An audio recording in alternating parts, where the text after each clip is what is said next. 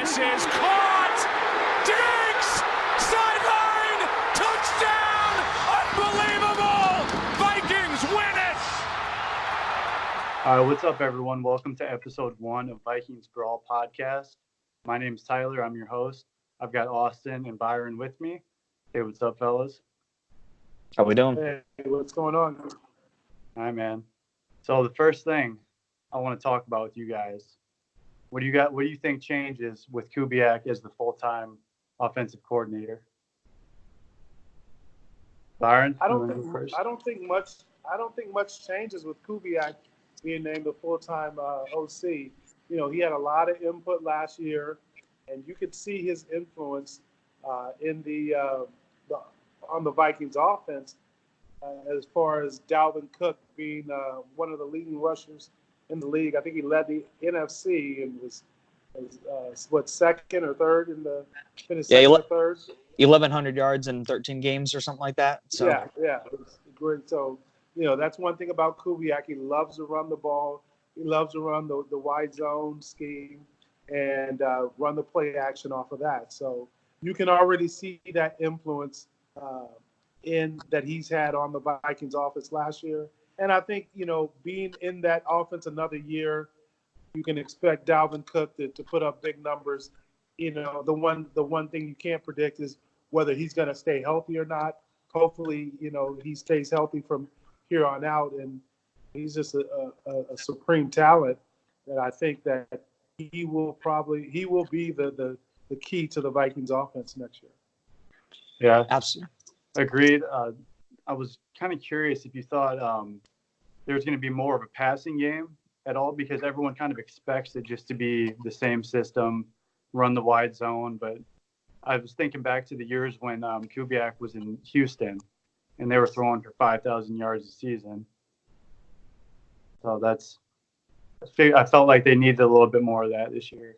Well, I think one of the things that Kubiak will do, knowing him, is you know, as much as he likes to run the football, he does like to throw it as well.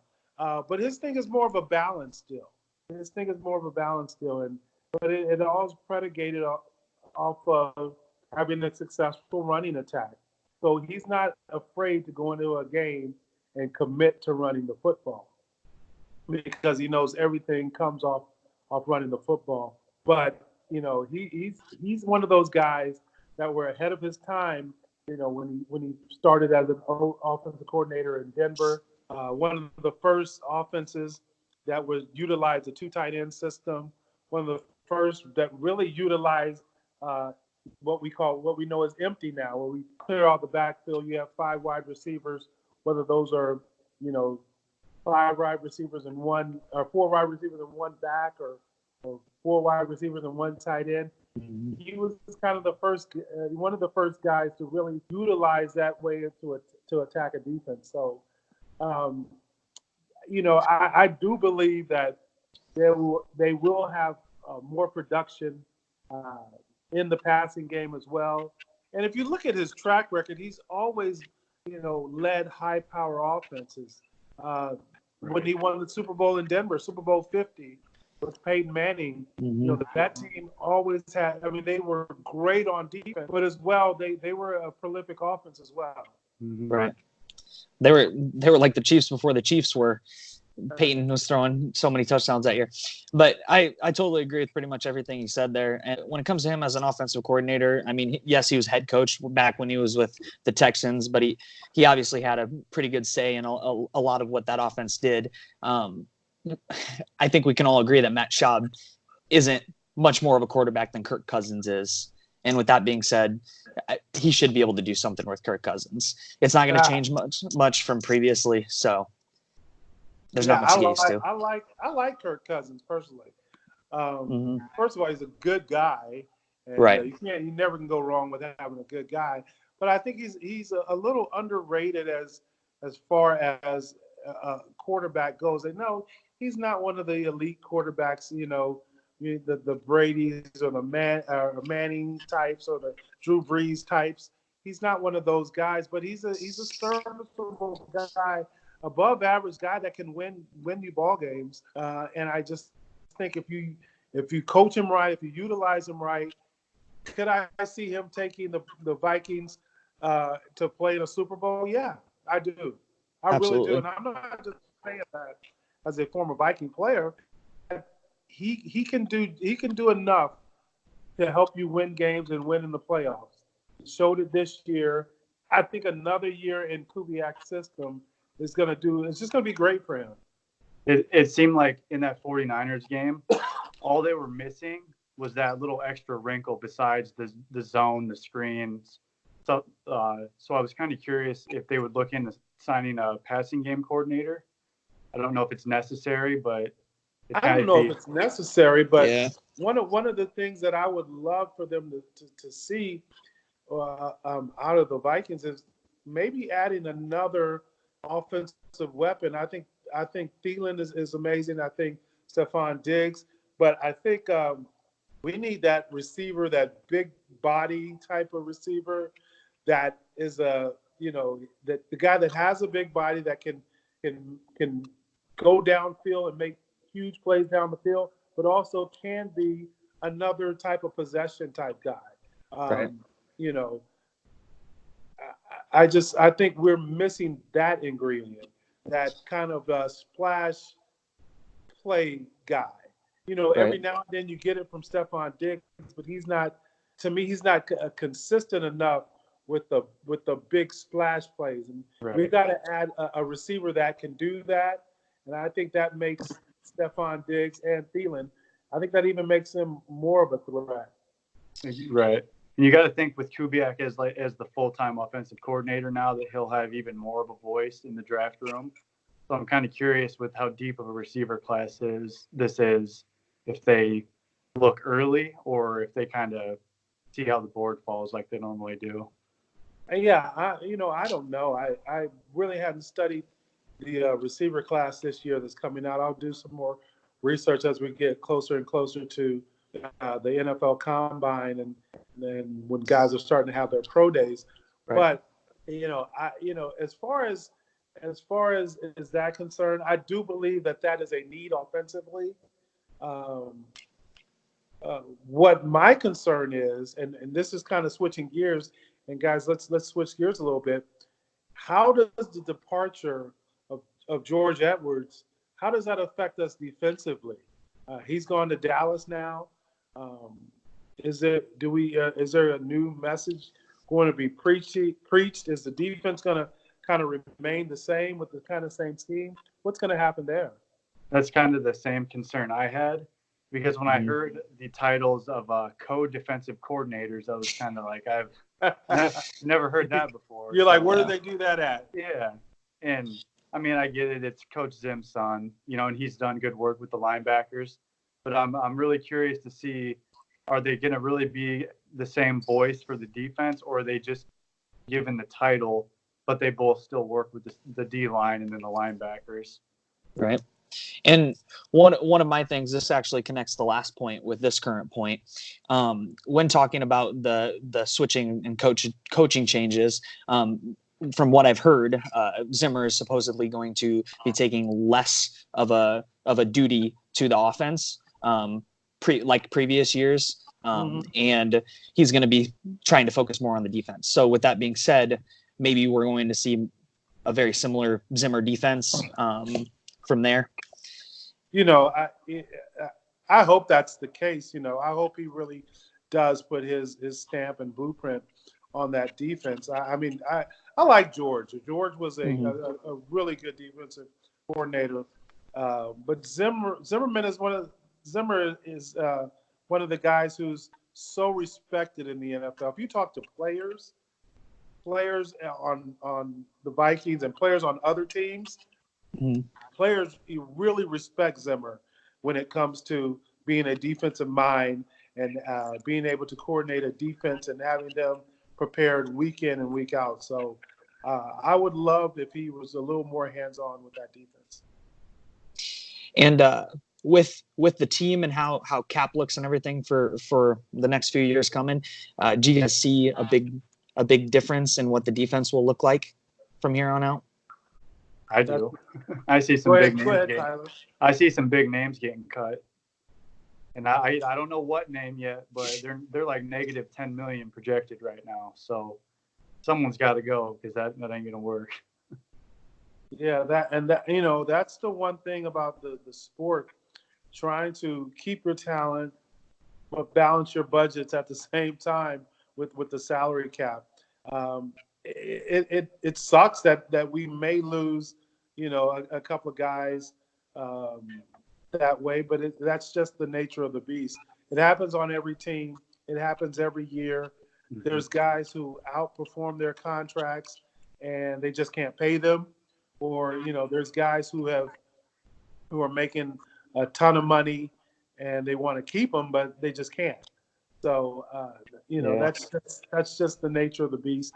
And I personally, it happened to me, when during my playing days, and so that just is what it is. Yeah, Part and of the game. I don't know about you guys, but with new DB coach and Xavier Rhodes turning 30 now, I have a hard time seeing him back in purple, but that's like the first and thing that comes it to mind. seemed like last year was not one of his better years. And maybe if he decides to take a pay cut or something like that, we could probably keep him around. But he may be one of the guys that they target to either, like I said, either take a pay cut or send somewhere else and try to get some value for that position. Yeah, you got to think. There's going to be at least one. There's one name on offense that they could look to getting rid of to save some money too. And there's a decent free agent class in offensive linemen, but we can probably save the names for those guys for another episode. But it seems like that old left tackle underperformed this year a little bit. But can't just go out and find a brand new starter right away, and so I'm not sure what their plan is with him yet. Right. I'm very intrigued to see what Zimmer and the rest of the team decides to do with that offensive line this year, because it kind of seems like there's a couple different ways that they could take it from what I've been hearing. Oli Udoh. That boy, he looked good. When he got playing time and through camp and stuff, he looked good. So I don't know. They might see what he can do, because Rashad Hill is a free agent this year, and that swing tackle job is going to be up in the air. Absolutely. We haven't talked about my favorite position on the field, the tight end. Yeah. I think we're in a good position at tight end. Kyle Rudolph is still making plays. He's and I think he's been a really good mentor for the young tight ends that we have, especially 84 is his name. Irv Smith. Irv Smith, yes. Irv Smith. I know his father. I was with his father at the San Francisco game. Yeah, especially with Irv Smith Jr. I think he's been a really good mentor for him, and I think that position is going to be in good hands for the next few years to come. I think Kyle definitely has some more football left in him. He was very disappointed on the way the season ended, because he really thought that this could be the year that the Vikings could make that big run, especially after the win in New Orleans and how they won in New Orleans. Having to go and play extra football, the dramatic catch in the back of the end zone by Kyle. I mean, sometimes those type of moments can propel a team to have a great playoff run, and it just was. It was sad that it ended that next week in San Francisco, but I think he definitely has more football left in him. And then I see a really good athletic tight end who's really learning a lot from him in Irv Smith, taking that position over. I think he can be something special. I do too.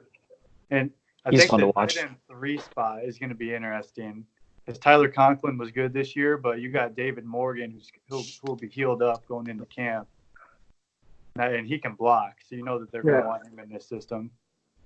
I was going to say, Herb is the guy that may join our club, and I tell people we have the most exclusive club in the Vikings history. There's only 4 tight ends that have made the Pro Bowl as Vikings. So other positions have really? tons of other guys. There's only been 4 tight ends: Joe Spencer, Steve Jordan, myself, and Kyle Rudolph. Wow, So we're crazy. the only 4. So we have an exclusive club. I think Herb is one of those guys that can break through here in the near future and join that club. Yeah, he showed some flashes all year. He was beating safeties, no linebackers to keep up with him.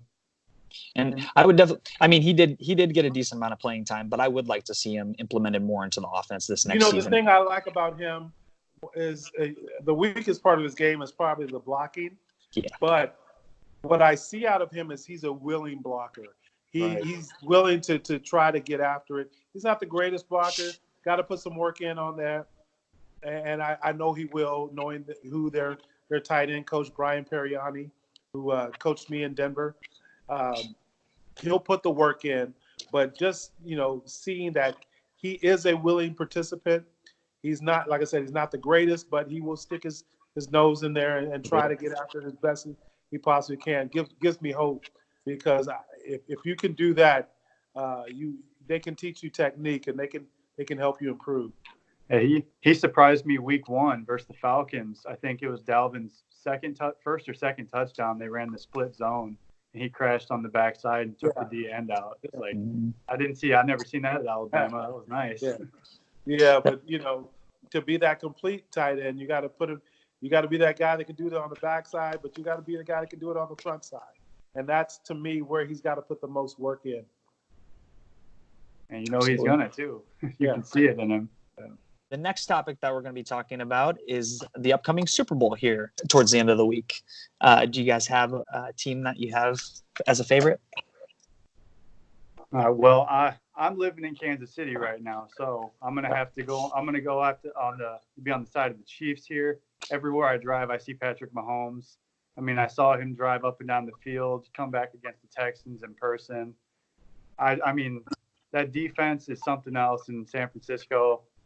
The KCO line's going to have to handle that, especially the interior. But I just don't see anyone stopping Mahomes right now. For me, it's a little. I have some special Super Bowl connections that we talked before we got on. We started this. Kansas City. I went to University of Missouri. Andy Reid was one of my coaches there. I've known Andy since I was 16, 17 years old. Him and his entire family. Love him. Love Dave Tobe. He's another guy that was on that staff at Mizzou. Eric Bieniemy being a really close friend of mine. And then, I look over at the San Francisco side. Kyle Shanahan, I've known him since he was a teenager. Worked out with him when he was a receiver in high school and college. Won a couple of Super Bowls with his dad, and Kyle's always on the field with us. He was our ball boy during that time period. Played a season with John Lynch in Denver. Competed against John Lynch twice a year when I was in purple and gold, and he was playing for Tampa Bay. So there's some connections, a lot of connections. But when I look at it, this Kansas City offense is incredible. It's one of those transcendent offenses.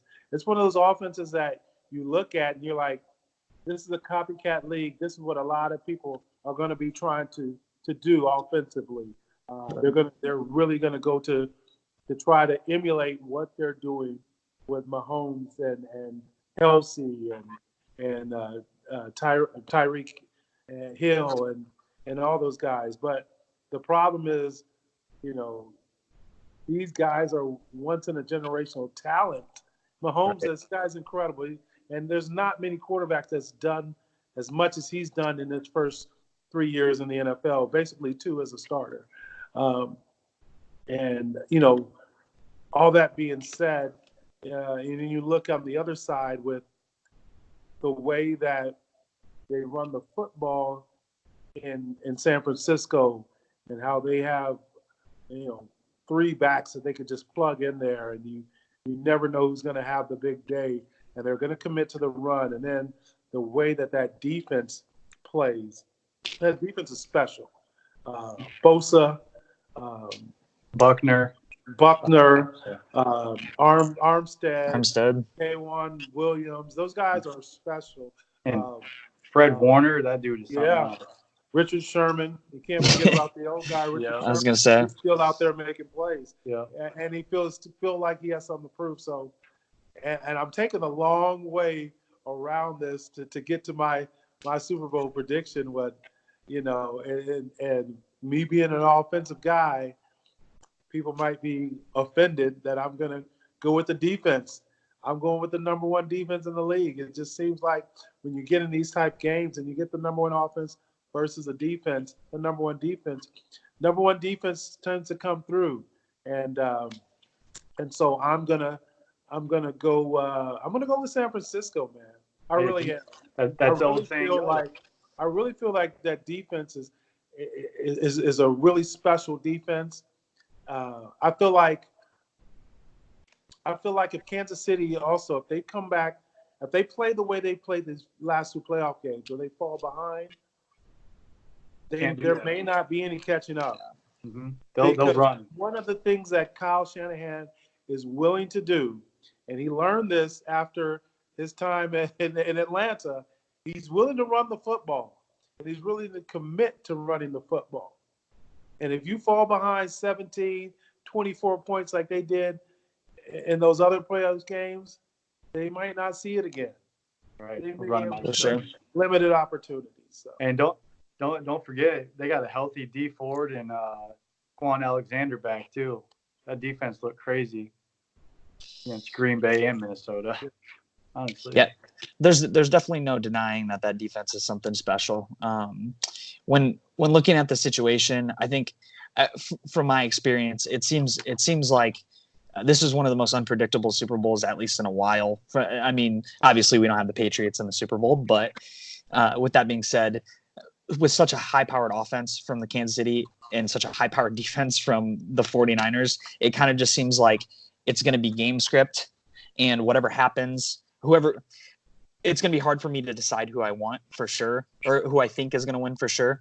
Me and my girlfriend go to probably 2 or 3 Chiefs games a year. So I have a little bit of a bias towards the Chiefs. But with that being said, there's also no denying that the 49ers are coming to ball. When it comes to picking my actual favorite, I think it's going to be the Chiefs.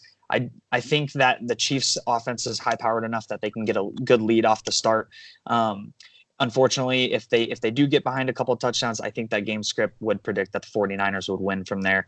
But with that being said as well, that's what everybody said when they went up against the Titans and Derrick Henry. Now, it's a little bit different because Shanahan's such a good play caller, and it's play call when you're so good at play calling that you can actually outsmart the defense. It's a little bit different than Derrick Henry just shoving the ball down your throat. But with that being said, I still think that Patrick Mahomes, being the player that he is, people literally actually asking the question, is he the best player ever within the last few weeks? Some people may not agree with that. I don't know if I agree with that yet. That's really hard to say. Maybe talent wise and with the eye tests, that, I mean, you can agree with it, but that also takes a little bit of credentials from your past. But with that being said, I know I've never seen anything like Patrick Mahomes. Yeah, it's funny that I've heard that too. Somebody arguing whether he's the best player ever. Somebody even said he's a future Hall of Famer. I'm like, this guy has started 2 years. It's like, it's crazy how we crown people so early. Yeah. When I think, and it speaks to kind of what Deion Sanders was saying earlier this week. Like, what is a Hall of Famer anymore? Like, who knows? Like, if we're going to crown people after 2 years, to me, it's about longevity, but it's about excellence in that longevity. Not just because you played a long time and you racked up a lot of numbers, because anybody can do that. I heard somebody say that if I picked up cans for 15 years, I'm going to have a lot of cans. I'm not going to have much, but I'm going to have a lot of cans. That's right. So, that being said, like, I do think he is a special talent. Mahomes. But I just like I like San Francisco, and what I see, and the other part of what I see, and the reason I like San Francisco is because they've got a special consultant on their side, Mike Shanahan. And Mike Shanahan is out there breaking down film. He's helping Kyle with the game plan. And it reminds me, really, this Super Bowl reminds me a lot of Super Bowl 32 that I played in with the Broncos against the Packers. I mean, they had an all-time great quarterback, Brett Favre, who had just come in and won his third straight MVP. So they had a high-powered offense, and we had a running game. We had a running game that could keep the ball away from that high-powered offense. And the one thing that we did was, we didn't make as many mistakes as them. I think we had 2 turnovers. They had 3. So we won the turnover battle. We were able to control the ball and limit Brett Favre's opportunity. And best believe Mike is helping Kyle come up with a game plan like that where they control the ball. They're very careful with the ball and trying to limit Patrick Mahomes' opportunities. One last thing that I want to say too about this is I really believe that this that Kansas City may make a few more mistakes than San Francisco in this game. Yeah, you can put up points when you can throw it around the ballpark or whatever, but it's a little more riskier than running the football. Right. And so I for some reason I kind of feel like they'll make a little more mistakes, and a lot of times when you get in games like this where they're so close and they're so evenly matched, the team who it's the team who makes the least amount of mistakes that comes through in the end. Right, and if that interior pressure starts getting after them immediately, who knows? I don't know about you guys, but maybe we can close on this. My X factor, most people would think it'd be Patrick Mahomes, but for me, it's Nick Bosa. I think he could end the game if he wants to, if he takes over. Austin, what's your X factor? Who's your X factor? Something that I've been preaching all year, and it's kind of been the question mark all season. It seems like a part of a lot of debates, actually, and surprisingly something that none of us brought up in our argument for the Super Bowl. It's going to be Jimmy Garoppolo. Wow, because that's mine too, and I'll tell you why. Go ahead. The reason that I think so is because all season long, and this guy, yes. It's a small sample size. Everything that he's ever had is a small sample size. We've never been able to see him in a full anything. And I'm an eye test guy. Yeah, he looks pretty solid, but I think a lot of quarterbacks would look solid in the offense that they're currently running. It's one of those situations where I've seen him do it twice this year, I think, where he threw and he had 2 games where he was like, that is a good passer. And with that being said, I've all year kind of been like, I think he's forever. I think he's going to be a good to average quarterback, a very solid quarterback in his career. I just don't think that ceiling is as high as it can go. So I think the opposite. But my X factor, and I should have beat you to the punch, shouldn't have asked you the question, is Jimmy Garoppolo. And I think Jimmy Garoppolo he's above average at quarterback. He's the guy that Bill Belichick wanted to keep. He wanted to keep him. He was forced to trade him and to replace, Tom Brady. He's the guy that Belichick's a pretty good football mind over there. You're right. He's had a little success. But my thing is this, people try to compare the quarterbacks. I remember there's a question I'm watching one of the debate shows on ESPN. Can Garoppolo outduel Mahomes? Well, he doesn't have to. They're asked to do different things. But here's my point with this. Just because he doesn't do it doesn't mean he can't do it. Right. Just because he does not ask to do it doesn't mean he can't. Because there have been games where you've seen him put up 300 yards passing, 3 or 4 touchdowns, and he's pretty careful with the football. And I just believe that there's going to be a point in this game where Jimmy Garoppolo makes a couple throws here and there that are going to come out of nowhere. That's really going to surprise the Chiefs. Really going to surprise everybody. It's going to be one of those situations where they've run the ball, they've had success running the ball, and they've lulled you to sleep thinking, okay, they're having so much success running the ball. Here comes another run, and it may be a play action pass. It may be something where they just take a shot, and he makes it happen. And it may happen a couple of times. And I think he's my X factor in the game. And I think he plays very well in what he's asked to do. With that being said, then do you think that we'll be seeing Jimmy Garoppolo throwing 8 for 8 for 70 yards, or do you think we'll be seeing more like a 20 and 24 game? No, you know what? I can see him throwing 8 to 15 times this game. And that's predicated on how much success. If they throw 20 to 25 times this game, I think Kansas City wins that ball game. Yep, because that means they're behind. I think so too. Yeah, I think if he I think the beautiful thing about the game that they played, he threw 6 passes, is the fact that he only had to throw 6 passes. Right. And so.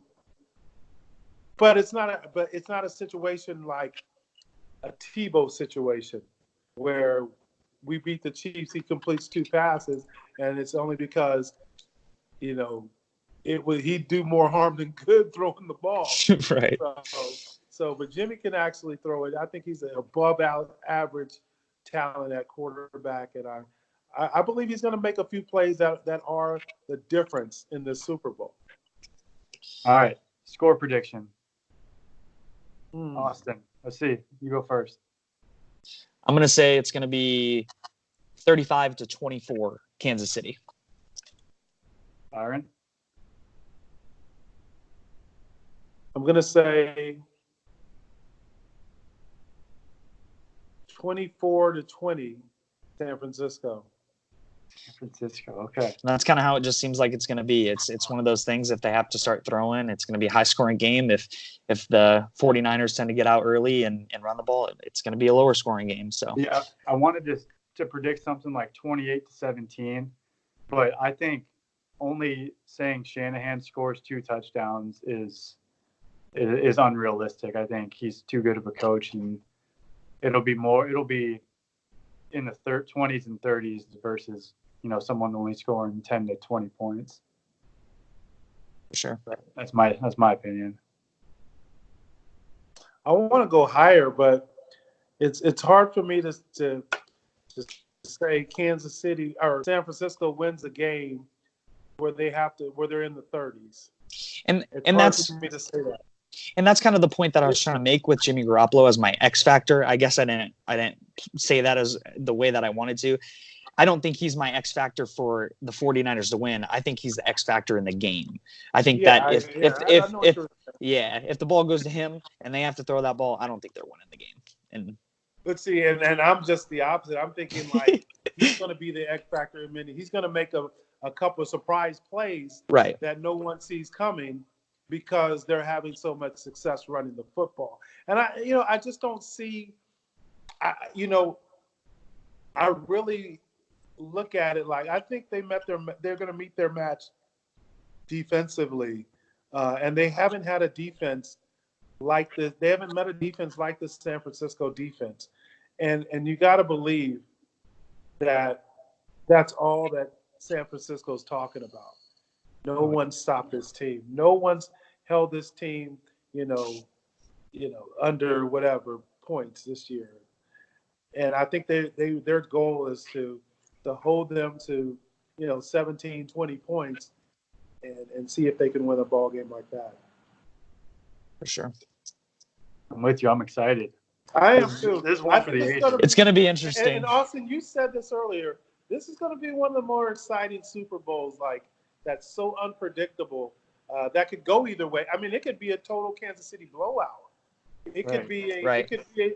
I could see where a point where it could be a San Francisco blowout, because the Chiefs, one of their main weaknesses is stopping the run, Absolutely. and you've got a coach that is committed to the run. They've got at least two healthy backs. One that just ran for 200 yards. Yeah, that just ran for 200 yards, and they. I mean, those guys run like they got something to prove every time they touch the ball. So it could go either way. It could be a nail biter. It could I just don't believe.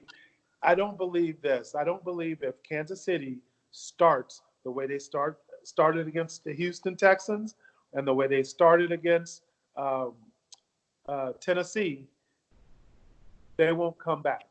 I think we can all agree on that. It will be a third straight comeback. Yeah, Shanahan will run him out of the park. He will not pull a Bill O'Brien. Bill O'Brien had him on the ropes, man. The new vice president, Bill O'Brien. He let him off the hook. They thought they weren't. He let him off the hook. I had to say that from my boy Denny Green. I love him. That's awesome. All right, everyone. Thanks for tuning in to episode 1. Come back next week. We'll have a new episode. We'll be doing some mock drafts, talking a little more in depth about that. One thing we gotta say before we get out of here is we gotta send our condolences and our thoughts and our prayers and all our positive energy to Chris Doman's family, Hall of Famer for the Vikings, passed away earlier. Was that yesterday? Yep. And, last night, and he was a great guy, a great player, but more so even that, a great human being. He was a guy that I always looked forward to seeing every time we had our Vikings Legends weekends. Him and his wife would be there every time, even though he had some health issues and he was dealing with the brain cancer and had the surgeries and the chemotherapy. He would be there, and he'd always have a smile on his face. He'd always be happy to see you. He want to give you a hug. You want to take a picture. You want to take a selfie. Even though he had a lot of medical issues going on, he always had a great attitude. He always had a smile on his face, and that's what I'll remember. As well as when he hit me one time, and he hurt my whole right side of my body. But like I said, he was a great player, and even more so than that, a great person. Pro Football Hall of Famer Chris Doman, a great mentor. Absolutely. All right, everyone. Let's do this again next week. Talk mock drafts. All right. Start digging into it.